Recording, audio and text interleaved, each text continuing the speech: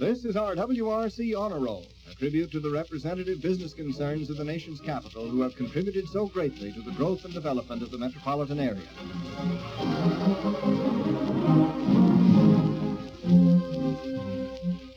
Tonight, our Honor Roll salutes Pohanka Service Incorporated, whose story is an integral part of the progress of this area. The story of Frank Pohanka's career is the story of a dynamic man who has made a resounding success of his life. In Washington, his name and his shop are synonymous with outstanding automotive service. As we review his career, it becomes apparent, though, that fate had destined a rich, full life for Frank Pohanka. His inner qualities of foresight, integrity, hard work, and determination are in themselves a guarantee of achievement in any field he might have chosen. Frank Pohanka was born in New York City in 1891. It was a fabulous era, one which filled a growing boy with eagerness to attack the many challenges and opportunities it offered. When Frank Pohanka finished the 8th grade, he decided the time had come for him to make his way on his own. The 13-year-old lad ran away from home and in one day's time attained 2 of his objectives. He had his first job and his first pair of long pants. His love for horses had taken him to Sheepshead Bay on Long Island, where he had been hired as an exercise boy for the famous Whitney stables at the then magnificent salary of $15 a month and his board. The job also supplied him with long-trousered riding clothes, and Frank Pohanka really felt that at last he was on his way. At the track and in the stables, young Frank's ability and willingness to work was apparent to his employers, and he was trained in every phase of the handling of the high-strung thoroughbreds. Small in stature, Frank's goal at the time was to become a jockey. His persistence was rewarded in 1906 when the first maiden jockeys race of the fall meeting at Saratoga listed Frank Pohanka as the rider of Calabash. Neither first nor last is the way he now describes this first effort, but inauspicious as it may have been, it was the start that he had been seeking. He worked steadily at the job of improving his riding, and as his skill increased, so too did the quality of his mounts. For 5 years, Frank Pohanka was a winning jockey, known and respected on tracks from Canada to New Orleans. For 5 years, his yearly earnings were in the neighborhood of $15,000, a fine record for anyone, but especially remarkable for a boy who had just celebrated his 20th birthday. The year was 1911, and Frank, established and successful in his chosen field, began to think about more challenging outlets for his ambitious nature. His income was high, but his generosity, coupled with youthful impetuousness, had not resulted much in the way of savings. Tired of the constant travel and relative insecurity of a jockey's life, and due to increased weight, Frank Pohanka decided to settle down to a less glamorous but more stable way of life.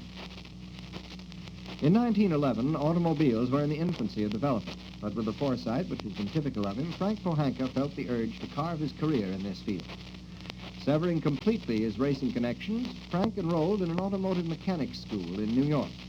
No books were available on the subject at the time. It was a simple case of learning by doing. When Frank finished his training, he went to work as a mechanic's helper in the Manhattan garage.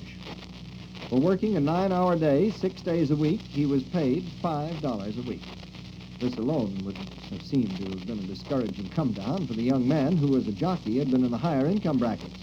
But Frank Pohanka had made his decision to grow with this new industry and would not be deterred. Applying himself to the problems and intricacies of servicing these early automobiles, Frank's skill and pay increased until he was earning $14 each week. He had learned to love these cars and the challenge that each new job brought with it. And it was then that he decided really to test his ability by becoming a master mechanic. Quitting his job at New York Motors, he went to work for Packard and a succession of other manufacturers.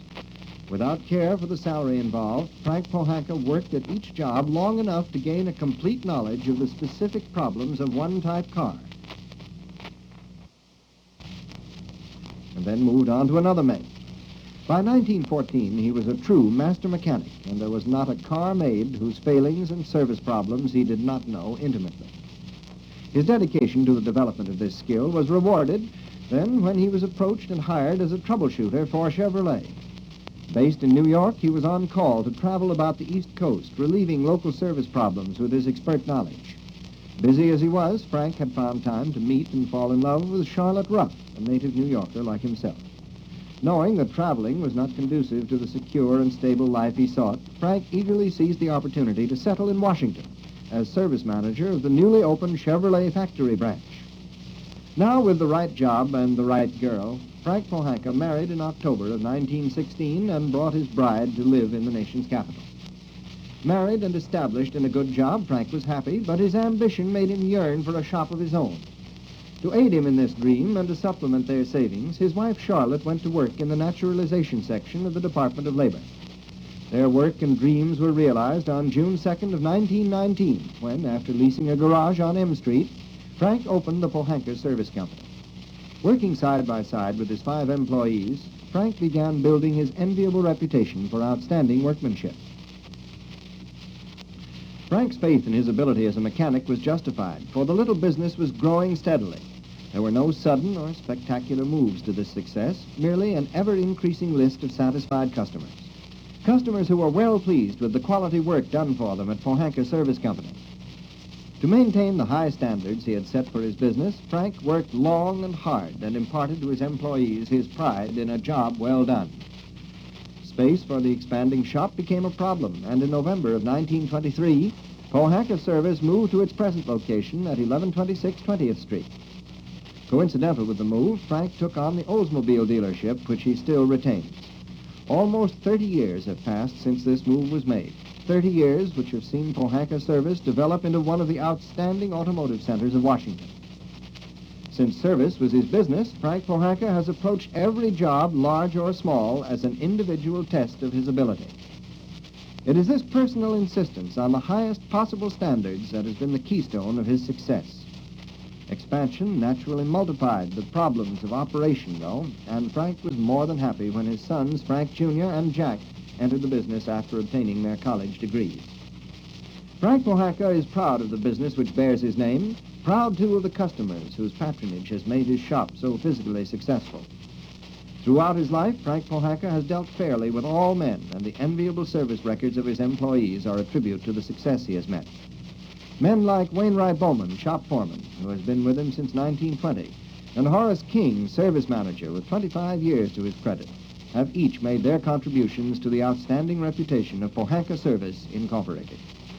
To the founder of this business, Frank Pohanka, whose ambition and determination have resulted in a full and satisfying life, to his sons, Frank Jr. and Jack, who have trained at his side to carry on the same high principles, and to the 84 employees whose skill and craftsmanship have been such an integral part of the continuing growth of Pohanka Service, we offer this distinguished place on our Washington honor roll.